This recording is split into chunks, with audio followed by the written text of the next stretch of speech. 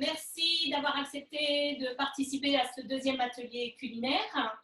Bienvenue dans ma cuisine.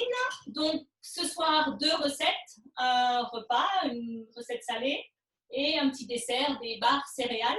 Donc, au niveau, voilà, pour les sportifs, c'est l'idéal. Pas besoin d'aller de nouveau tout le temps en acheter dans le commerce. Vous verrez, économiquement, ça vaut le coup. Quand c'est fait maison, on met ce qu'on aime dedans. Donc, voilà, on va tout de suite démarrer par ça. Alors, pour ceux qui n'ont pas encore préchauffé votre four, allumez votre four à 180 degrés. Voilà, donc je vais attendre que tout le monde préchauffe le four. Et on va commencer par les barres céréales. Comme ça, elles auront le temps de cuire 10-15 minutes et pendant ce temps, on préparera notre tarte du soleil. Alors, je vais commencer à peser. Donc, je vais utiliser notre Tornado. Donc, le Tornado, c'est un petit mixeur manuel, mais tellement pratique que quand on l'a dans la cuisine, on ne s'en sépare pas, qui est avec une petite passoire. Donc, en été, c'est pratique. Quand on a des petites herbes, le persil, le basilic qu'il faut essorer, voilà, ça fait petite essoreuse. Donc là, je vais mettre directement les lames dedans.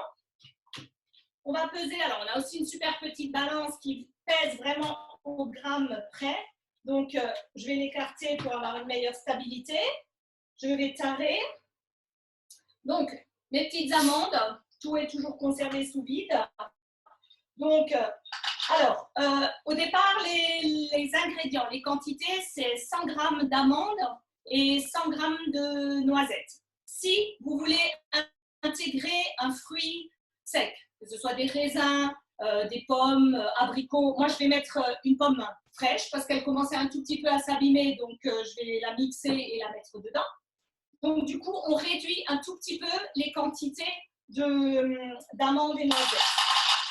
Alors, je vais mettre, moi, du coup, au lieu de mettre 100 grammes, je vais juste en mettre, moi, je vais tout mettre, c'est pas grave, on n'a pas le coup. Voilà, je vais mettre, donc je tare, donc au cas où, vous réduisez d'autant, c'est-à-dire il faut 200 grammes en tout d'amandes, noisettes ou des noix, hein, vous mettez ce que vous aimez ou ce que vous avez. Si vous réduisez un petit peu, vous rajoutez des fruits secs, du coup, admettons 40 grammes de fruits secs, donc vous ne mettrez que 80 amandes, 80 noisettes et donc 40 grammes de fruits secs. Voilà, donc là, je vais mettre les noisettes. Donc, vous voyez, je mets tout dedans. Voilà, 80 grammes. J'en mettrai tout ça sous vide après. Voilà.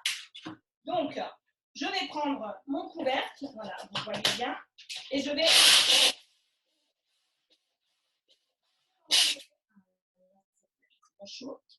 Je vais tout de suite arrêter là. Voilà. Donc, l'avantage avec ça, c'est que du coup, vous pouvez vraiment vérifier la grosseur de ce que vous voulez. Si vous les voulez plus fins, un peu laisser des morceaux, parce que c'est quand même ce qui est agréable dans les barres céréales, hein, c'est d'avoir un peu du croquant. Alors, je vais juste peut-être encore faire un tout petit peu, parce qu'ils sont peut-être quand même encore un peu gros. Voilà, alors c'est super pratique. Oignons, ail, fines herbes.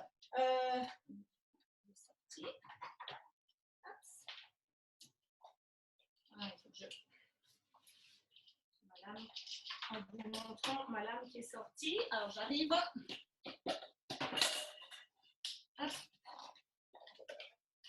Voilà, je suis là. On va juste remettre. Voilà.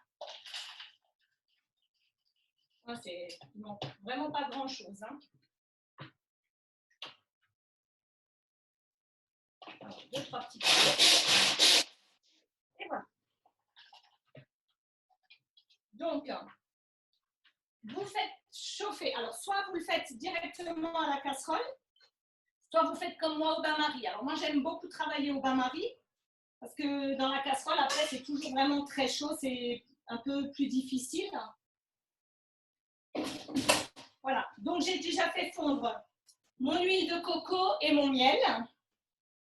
Voilà. Donc, vous voyez, c'est déjà bien dilué.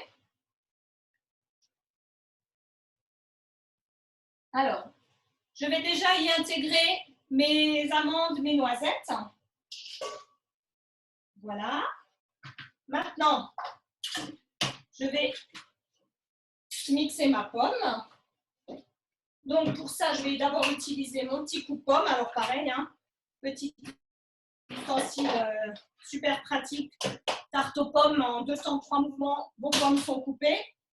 Donc, voilà, c'est 16 quartiers. Donc, ça fait vraiment des petits quartiers. Donc, je mets juste mes lames sur ma pomme. Je tapote un premier coup. Je pose sur notre support. Chaque flèche l'une contre l'autre, et voilà. Et ma pomme est coupée. J'ai mon trognon qui est entièrement enlevé.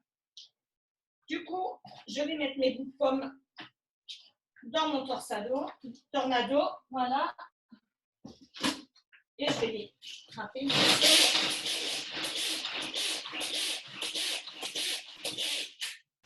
Et voilà, comme ça.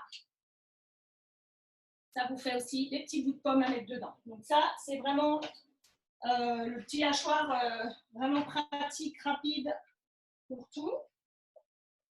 Donc je vais intégrer ça dedans. Voilà, donc si vous mettez des fruits secs, hein, raisins, abricots, de la pomme séchée, ce que vous avez, même des cranberries, hein, c'est super bon.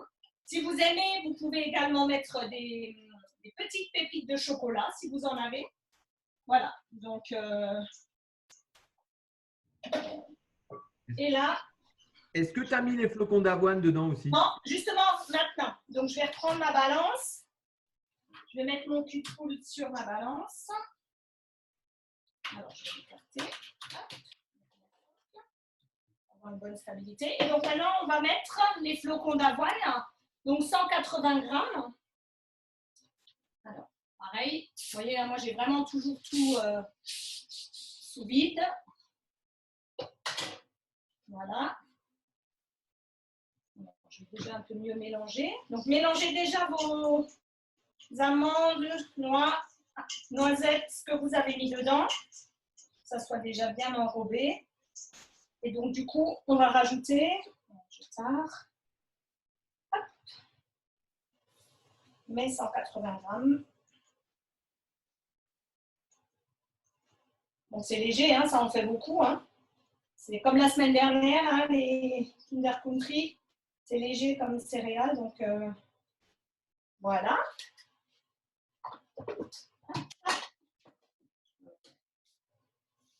Et voilà. Et donc, je prends la balance. Et je mélange pour que tout soit bien enrobé. Vous voyez, hein, c'est vraiment pas compliqué. Alors, pareil, hein, vous aromatisez vraiment avec ce que vous aimez. Et petit à petit, vous verrez, vous changerez. Voilà, si vous avez des bananes fraîches, hein, vous mettez aussi, des fois on a des bananes qui s'abîment, bah, autant en profiter et les mettre dedans. Donc, c'est encore plus énergétique, hein, surtout pour les sportifs. Hein, voilà, donc c'est vraiment...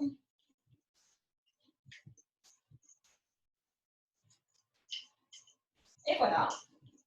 Donc, notre préparation est déjà prête. Donc, vous voyez, hein, très rapide.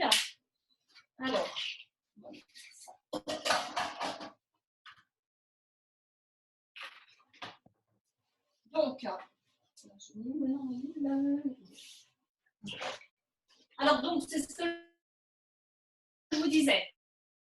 Je vais, moi, utiliser c'est notre empreinte Quattro. Donc, celui-ci, je l'ai aussi fait la semaine dernière pour les Kinder Country. Hein. Donc, voilà, c'est des longues formes allongées, quand même jolies, un peu avec une belle petite forme. Et si vous n'aimez pas forcément une barre, parce que vous trouvez que c'est peut-être un peu trop quand il faut en manger, alors je l'avais déjà passé sous l'eau, hein, donc toujours passer nos moules sous l'eau, pas pour que ça ne colle pas, mais pour enlever toutes les poussières qui sont dessus. Vous pouvez très bien aussi le faire, par exemple, dans celui-ci, en cube. Voilà, ça vous fait chaque fois un petit carré, un petit cube. Je ne sais pas, je peux vous montrer parce que j'en ai peut-être encore, mais on ne les voit peut-être pas bien. Voilà, c'est ce que j'avais fait et c'est vraiment une super forme. Enfin, c'est juste des fois une petite bouchée et ça suffit. On n'a pas toujours besoin d'en avoir une grande barre. Voilà, et donc maintenant, je vais remplir mes empreintes. Alors, moi, je verse dessus. Et après, je vais aller répartir dans chaque petite empreinte. Voilà. Petite spatule toujours en silicone qui racle bien. Il ne reste plus rien dans le cul de poule. Voilà. Et donc, je répartis.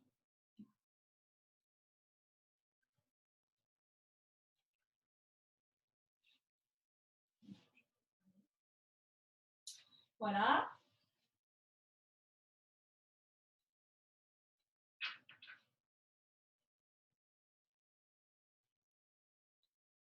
Alors, soit donc vous le mettez dans des petites empreintes, soit si vous n'avez pas, vous le faites sur une plaque, dans un plat, et puis quand ça sera froid et que vous le démoulez, vous couperez des morceaux et voilà, soit des petits cubes, soit des barres également. Mais c'est vrai que quand on a déjà au départ les empreintes, la forme tout de suite, c'est vrai que c'est... Donc là, pareil, on va les faire nature. Maintenant, si j'avais voulu, quand ils seront finis, quand ils seront refroidis, alors peut-être je vais le faire sur certains, je vais faire fondre un peu de chocolat noir, que je vais mettre dans chaque empreinte. Je vais les faire comme la semaine dernière avec le pinceau, je vais bien badigeonner et je vais remettre mes barres céréales dedans. Donc, il y aura une surface enrobée de chocolat. Donc, ça peut permettre aussi d'avoir un goût en plus. C'est les variantes, donc il ne faut pas hésiter. Ouais, donc, il y en a largement assez, ça va bien tout remplir. Et après, il faut bien tasser pour que ça prenne bien. Voilà. Donc, apparemment, tout va bien, il n'y a pas de questions, c'est que ça va chez tout le monde.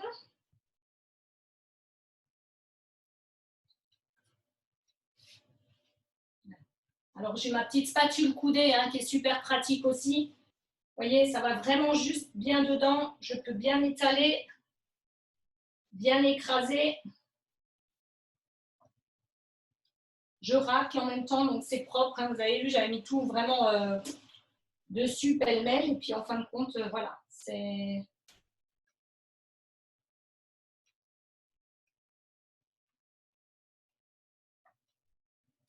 Et donc, quand ça sera terminé, on va donc enfourner ça. Alors, c'est entre 10 et 15 minutes, mais ça dépend toujours des fours.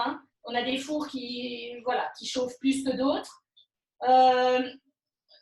Alors là, je pense que je vais les laisser 15 minutes passer les barres. Quand je les fais en petit, je les mets 10 minutes, ça suffit. Parce que voilà, une petite quantité, c'est beaucoup plus vite cuit que quand c'est des grandes comme les barres. Donc là, voilà, je pense 15 minutes. Vous surveillerez la couleur qu'ils ont. Et voilà, si vous les trouvez encore un peu trop palos, vous les laissez encore un tout petit peu pour qu'ils soient bien dorés, bien pris. Et puis, il faudra vraiment bien les laisser refroidir pour les démouler, sinon ils s'effritent, ils se cassent. Donc, voilà. On y arrive. Parfait. Alors, je ne sais pas, mais avec la pomme fraîche, qu'est-ce que ça sent bon. Donc, ça change que les fruits secs. Donc, voilà.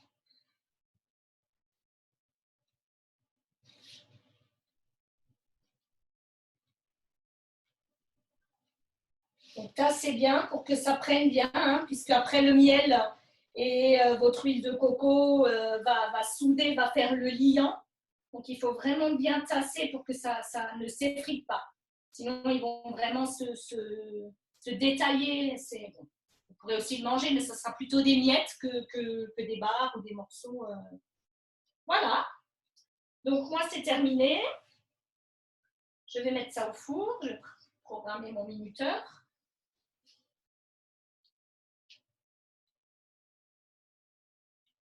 Voilà. Parfait. Vous avez vu, c'était vraiment cette petite spatule-là, coudée. Hop, il n'y a plus rien. C'est net. Et voilà. Donc, alors, je vais les mettre au four.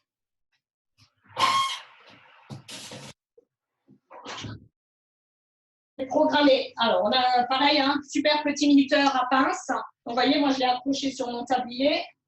Donc, c'est pratique parce que si on a une maison, la buanderie à la cave, en train de faire une machine de linge, et puis on a quelque chose au four, ou voilà, ben, vous avez votre minuteur avec vous, et on ne peut pas oublier dans son four. Donc, il est à pince. Moi, je l'accroche à mon tablier. Vous pouvez l'accrocher à une poche, hein, voilà. Et sinon, si vous êtes dans la même pièce, vous pouvez également le poser. Il est super stable. Donc, voilà.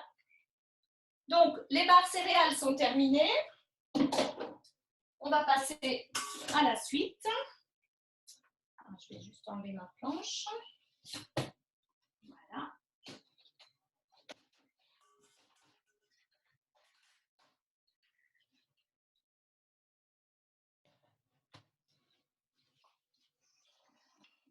Je me lave les mains. J'espère que ça va bien chez tout le monde.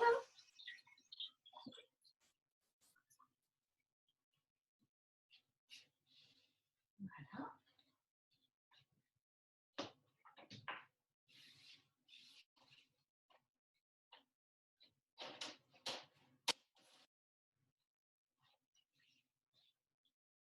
Donc, je vais commencer. Alors, on va continuer par notre tarte du soleil. Alors, je vais juste peut-être attendre le feu vert, que tout le monde soit prêt. S'il n'y a pas de questions, c'est que tout le monde est OK. Voilà. Donc, alors, je vous avais dit soit donc une pâte brisée du commerce. Donc, en général, elles sont rondes. Donc, vous la ferez en rond. Moi, je vous avais mis également les ingrédients si vous voulez faire vous-même la pâte brisée, donc maison. C'est vraiment vite fait. Voilà. Donc, je l'ai faite il y a 2 heures. Je l'avais mis au frigo. Voilà, je l'ai sorti un peu avant pour bien pouvoir l'étaler. Donc, pour l'étaler, des fois, pour éviter que ça colle, moi, je laisse ma deuxième toile de cuisson et je vais prendre donc mon rouleau. Alors, on a un super rouleau en inox aussi, avec des petits disques de côté, avec 3 tailles différentes, donc ce qui permet d'étaler partout à la même hauteur, hein, puisque du coup, ça fera le guide. Donc là, moi, j'ai mis 4 mm. Il y a également 5 mm.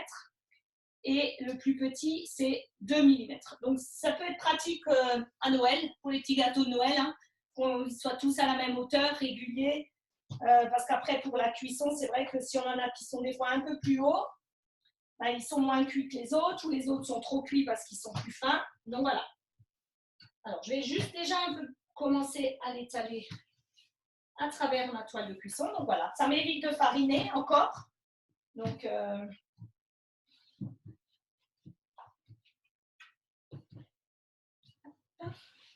moi, je vais faire une rectangulaire. C'est ce que je vous disais. Je vais l'enlever. Ah si, je colle un peu. Donc, avec un peu chaud déjà. Avec le four qui a chauffé. Je vais mettre un tout petit peu de farine. Voilà. Elle a chauffé. Voilà. Spatule. Voilà.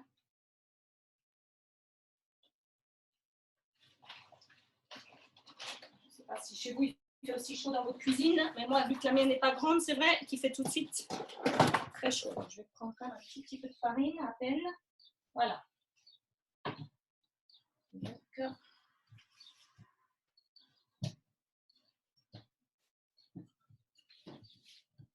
voilà.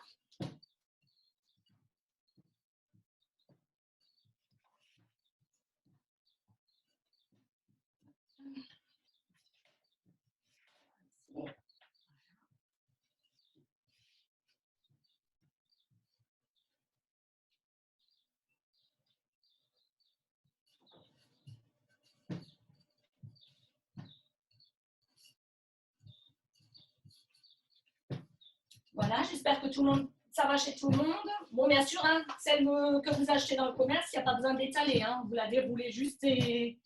Mais après, je vous avouerai vraiment que le goût n'est pas du tout pareil que si vous la faites vous-même. Hein. Donc, et voilà. Je vais glisser ma plaque à nu en dessous. Voilà, donc pour tous ceux qui ont la toile de cuisson avec leur plaque alu, un peu débordé, c'est pas grave, voilà, on remonte au plus bord. Voilà, après, vous pouvez la travailler à la main hein, aussi si vous voulez juste un peu, qu'elle soit un peu plus net au niveau des coins, mais bon, c'est comme les pizzas, hein. Après, c'est pas forcément.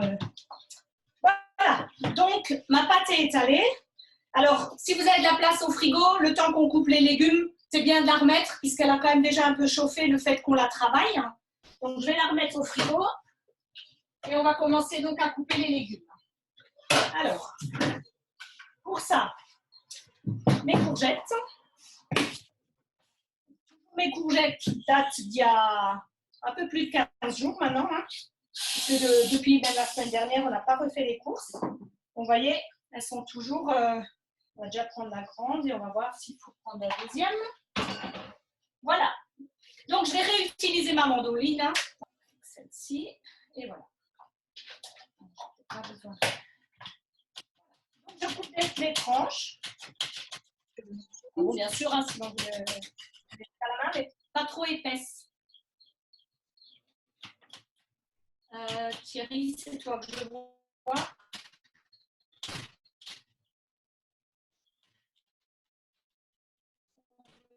Je ne me vois plus.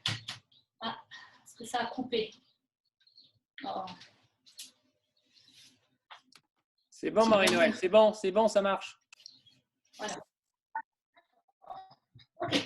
Donc voilà, alors soit donc si vous voulez couper au couteau, pas trop épaisse, hein, vite au four. Donc c'est cuit, la courgette cuit vite.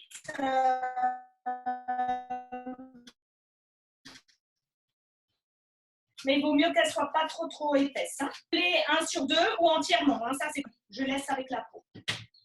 Alors, ça, c'est déjà fait. Maintenant, je vais prendre mes tomates.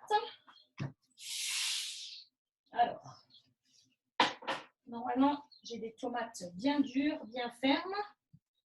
Donc, je vais aussi pouvoir les couper. Ça n'aide pas. Voilà, je vais faire les 3 là. Voilà. Donc là, pareil.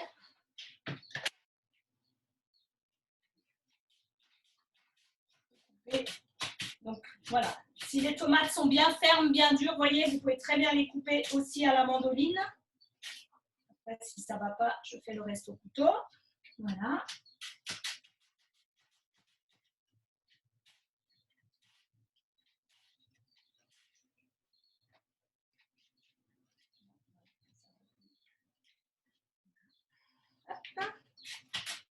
Marie-Noël, les premiers bars, enfin, chez moi, c'est des petits ronds. Oui.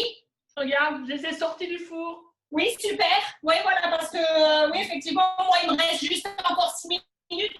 Donc, effectivement, pour ceux qui ont en petit, je pense qu'ils sont bons. Hein. Voilà. Les miens, je vois qu'ils sont encore un peu clairs.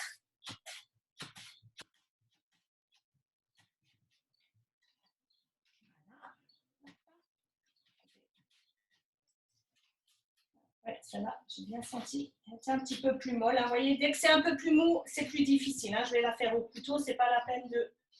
Voilà.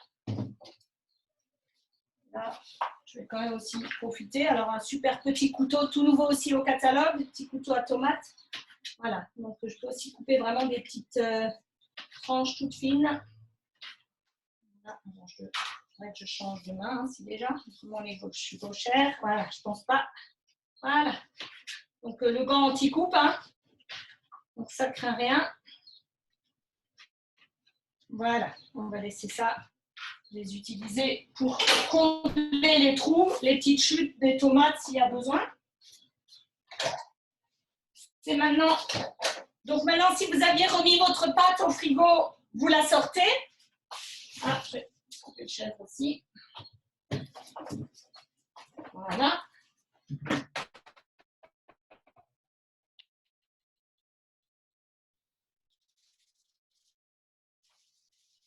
Coupez votre fromage également. Donc, pareil, camembert, hein, si vous aimez. C'est un petit peu comme qu'on a utilisé la semaine dernière dans le roulé. Un fromage un peu fondant. Donc, voilà, ma planche à bois. Voilà, mon petit couteau.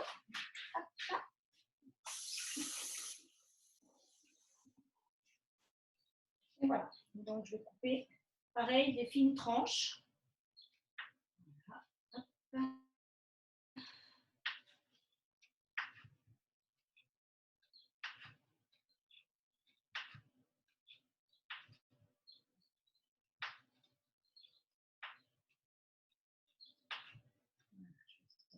Après, on va voir déjà.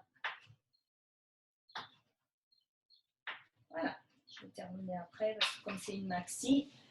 Et donc, on va commencer maintenant à étaler les courgettes. Donc, vous allez simplement les disposer un petit peu un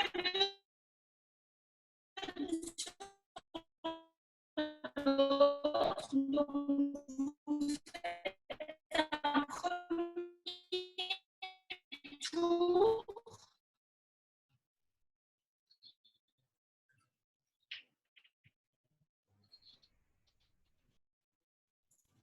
Marie-Noël, on n'a rien entendu. Liquide. Ah, donc je disais, il faut bien étaler. Vous pouvez aller au bord, puisqu'on va pas mettre de crème par-dessus ou d'œuf, un mélange, une base liquide. Donc, vu qu'il n'y aura rien, vous pouvez vraiment étaler tout au bord de votre pâte. Voilà. Alors, je pense que je passe. Ah, mais vous ne voyez pas en fait. Je ne suis pas dans le champ. Voilà.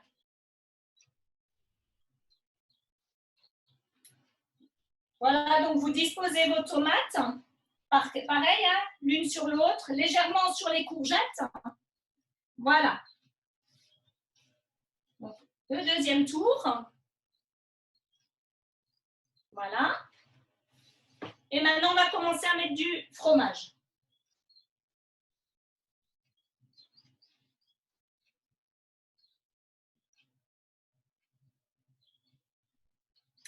Donc, voilà, votre fromage, mozzarella, ce que vous avez choisi. Hop. Alors, un petit peu. Voilà. Comme c'est fait, voilà, on recommence avec les courgettes. C'est pour ça, en général, ce qui reste, ça dépend alors de votre taille de courgettes. Hein. Des fois, c'est vrai qu'il vaut mieux privilégier si vous trouvez des plus fines que de prendre des trop grosses. Hein. Voilà. Donc moi, je pense que ça va juste suffire. Parce qu'en fait, après, on est tout de suite au milieu. Donc, voilà. Vous voyez, donc une courgette, c'est exactement comme elle était un petit peu grosse. Voilà.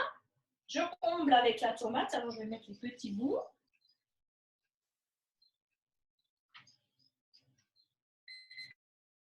Voilà. Ah, mes barres céréales qui sont bonnes.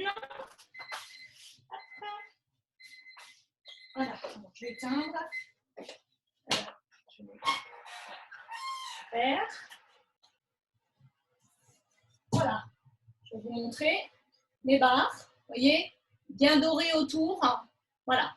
Donc, je pense que chez vous, elles doivent être bonnes aussi. Hop, on ferme le four. On le laisse, hein, on n'éteint pas le four puisqu'on va tout de suite enfourner notre tarte soleil. Hein. Alors, je vais mettre ça ici.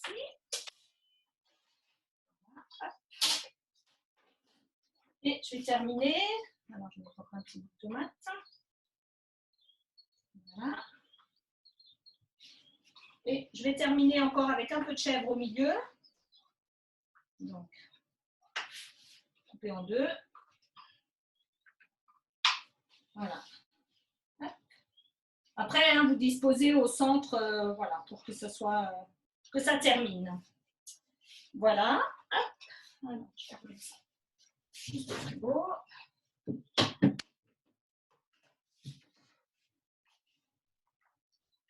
Et donc, on va passer à l'assaisonnement. Alors, un petit peu de sel, parsemé par-dessus. Voilà. Hop. Et là, les épices que vous aimez. Donc, alors moi j'ai des épices à l'italienne et puis pour les pizzas, origan, voilà. C'est comme on appelle un peu ça, tarte soleil, bon, ben, provençal, des herbes de Provence que vous avez. Voilà. Je vais mettre ça par-dessus. C'est quand même ce qui va donner aussi tout le goût. Hein. Donc,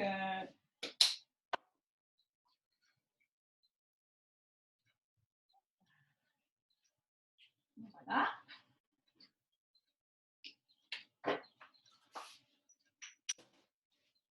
Voilà. Ma tarte du soleil.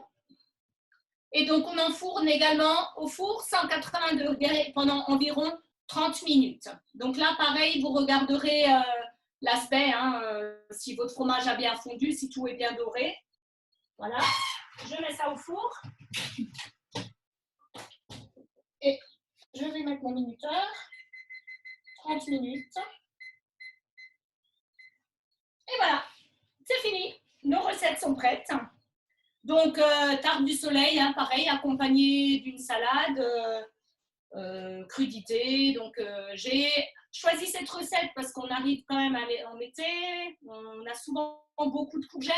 On a des amis. Moi, j'ai des amis qui m'en donnent. Ils savent que j'adore ça. Donc, voilà, ça permet un peu de le cuisiner autrement que ce qu'on a l'habitude de faire pour diversifier, pour pas forcément tout le temps faire ratatouille. Voilà. Et puis des tomates aussi, hein. Voilà, c'est vraiment la saison, donc il faut profiter de manger ces légumes de saison. Voilà, donc niveau recette, ben, tout est terminé.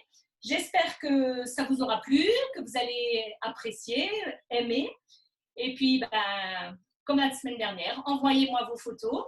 Et puis, comme ça, je pourrai faire une petite publication et vous mettre à l'honneur de cet atelier culinaire que nous avons partagé aujourd'hui. Voilà, merci beaucoup. Merci.